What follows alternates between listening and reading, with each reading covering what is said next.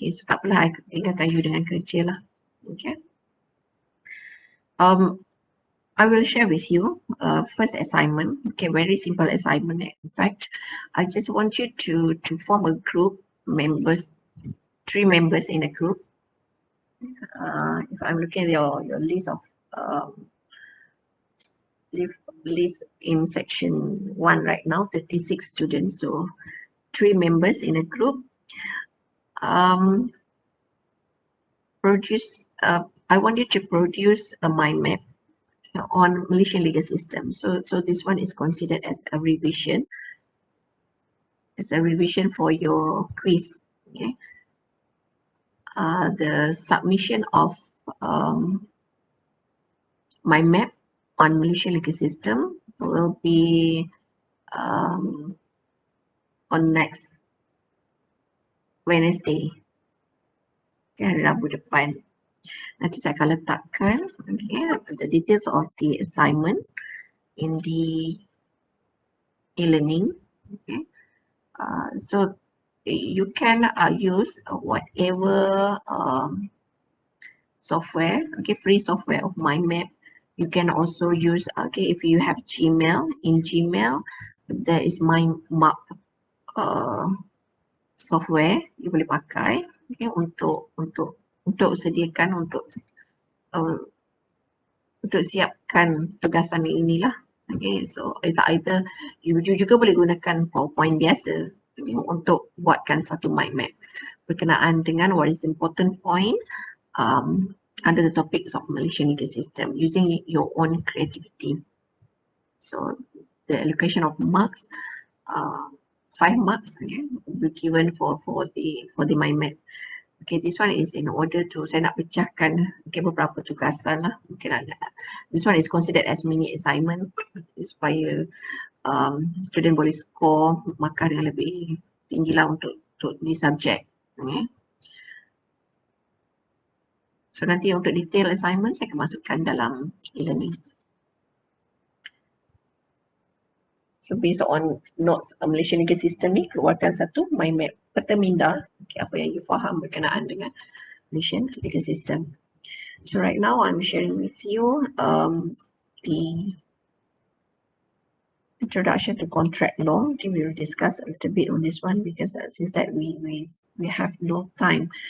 Okay, manakala Isnin you all full, so I nak ambil masa waktu break 1 to 2 pun kesian juga since you dah cakap Isnin you full. Hari Ahad I tak boleh because we have a conference of ISLI, Teaching and Learning Conference organised by AHIPS on Sunday. Memang tak sempat buat kelas on Sunday.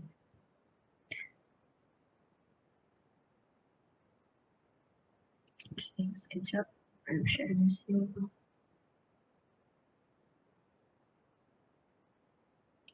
Introduction to contract law. So nota ni saya dah masukkan dalam e-learning, nanti boleh check.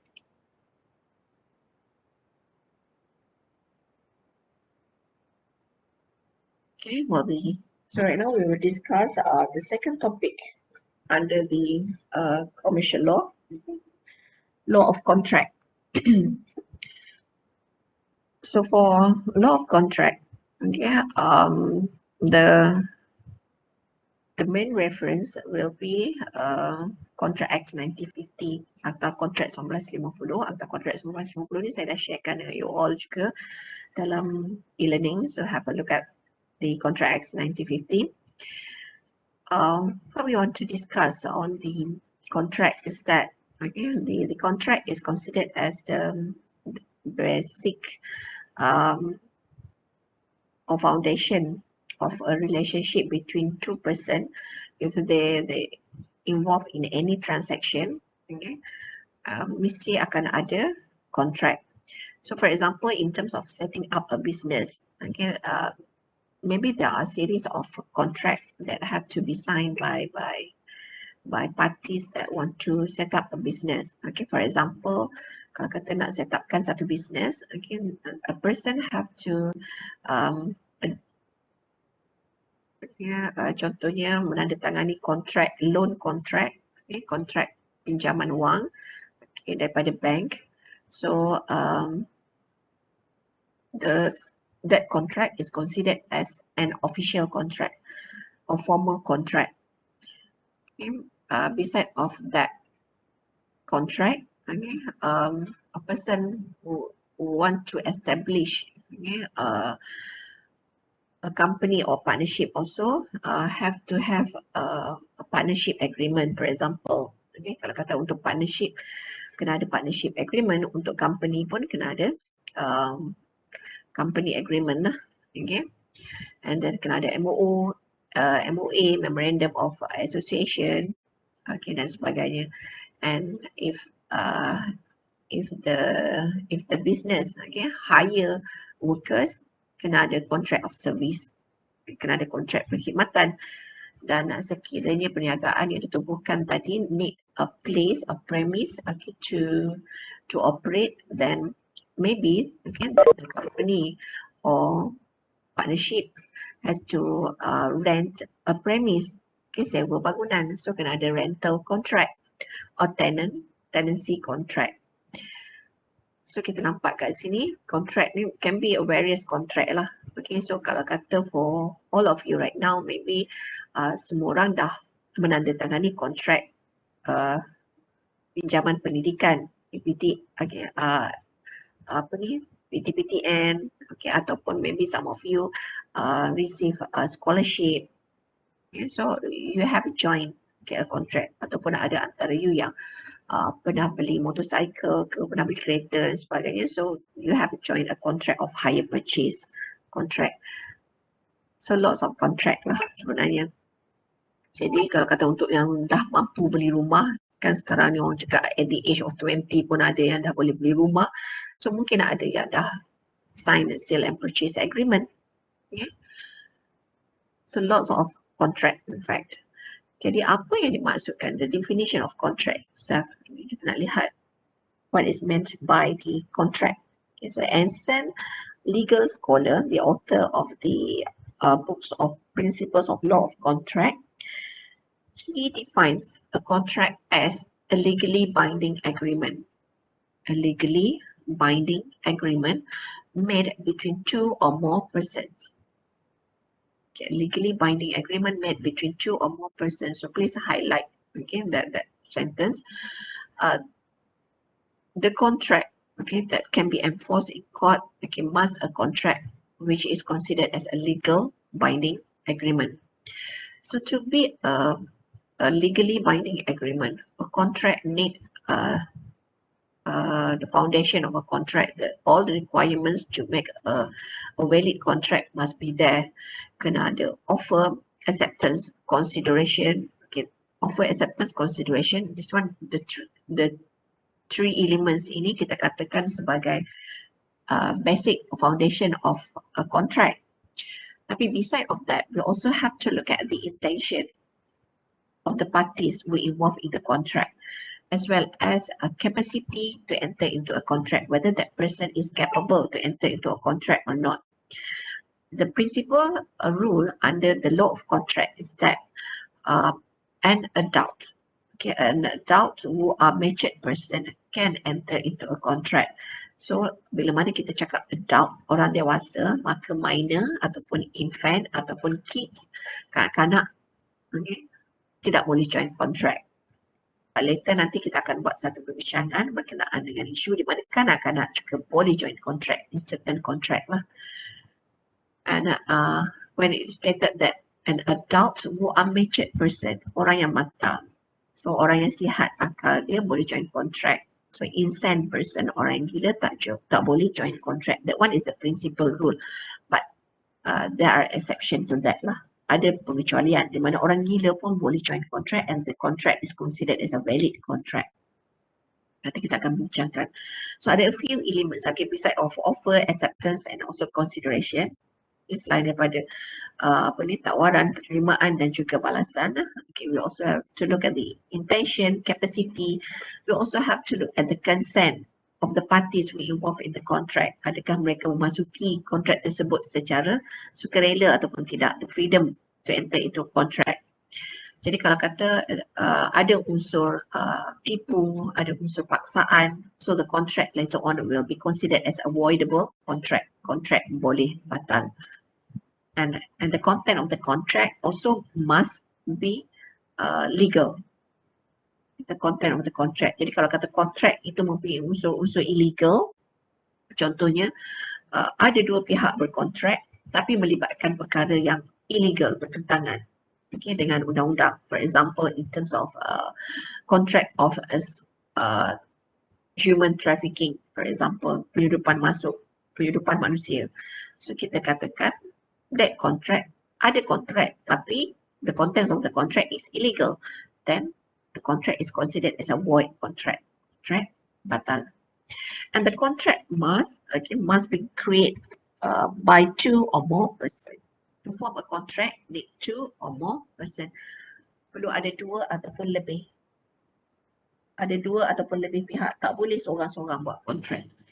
Kalau seorang-seorang je buat kontrak, tu kita katakan kontrak syaitan lah. Memang tak boleh buat kontrak seorang-seorang. Kena ada 2 pihak. Ada pihak A dan juga B. Need 2 parties to involve in a contract or more person. And from that contract, later on, will create rights. Akan ada timbulnya rights, duties and also obligation based on the content of the contract. Jadi berdasarkan kontrak akan wujudnya nanti beberapa hak, tanggungjawab yang perlu dipenuhi berdasarkan kontrak. So the definition of the contract is that an agreement which is binding can be enforceable by the court. Sekiranya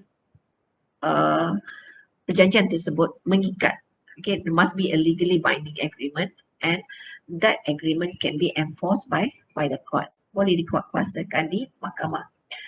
A promise can also be a contract.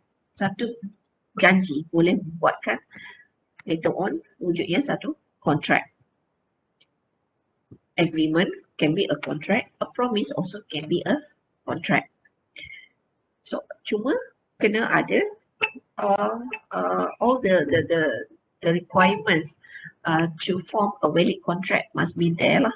Kena ada elemen-elemen yang boleh membentuk satu kontrak yang sah tu kena wujud dalam promise dan juga agreement tadi.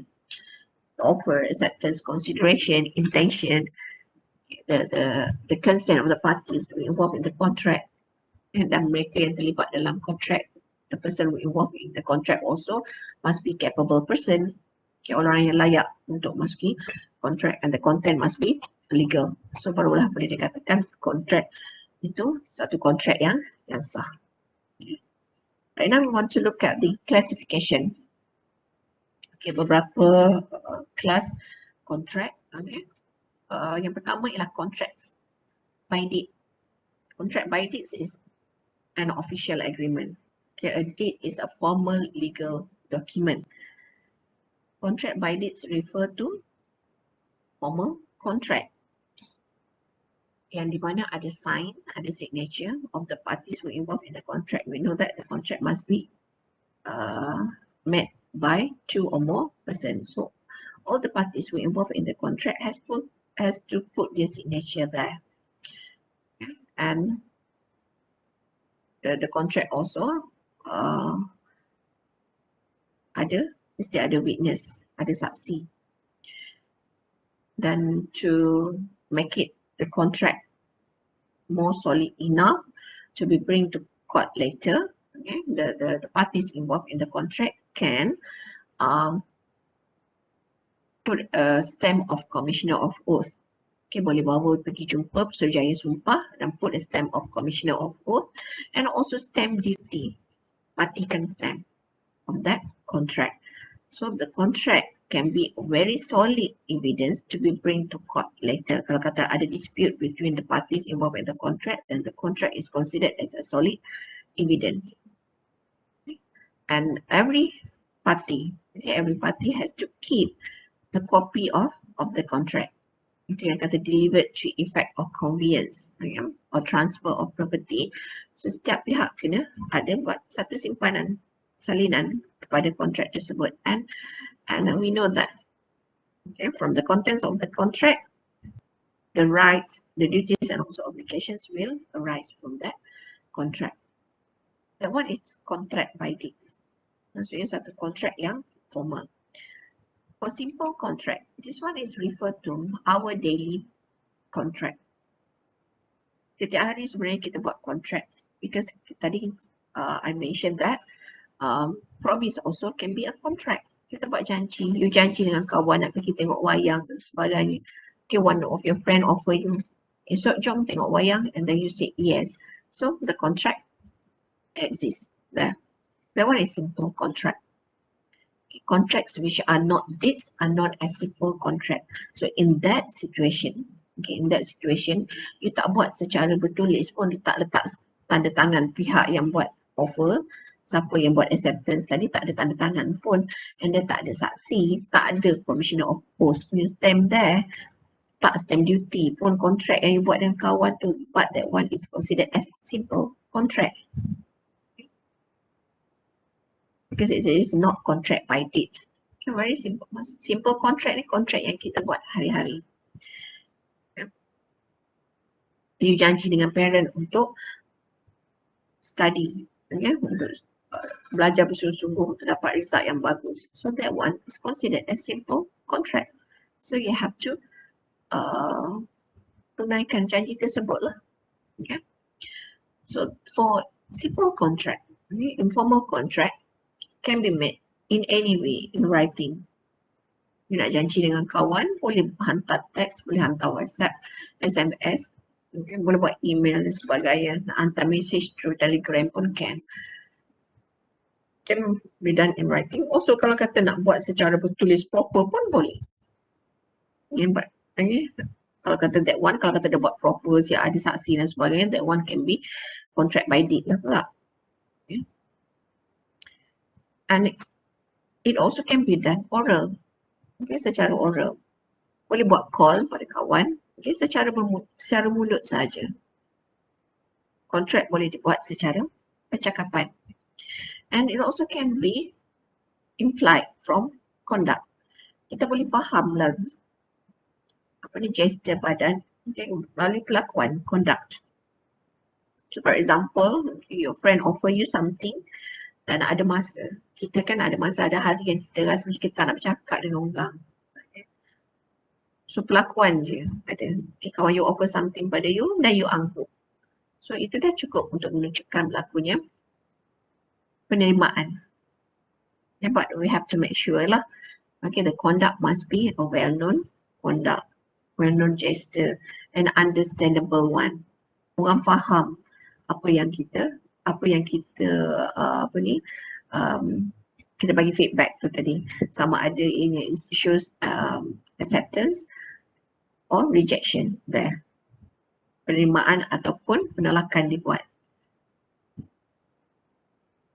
New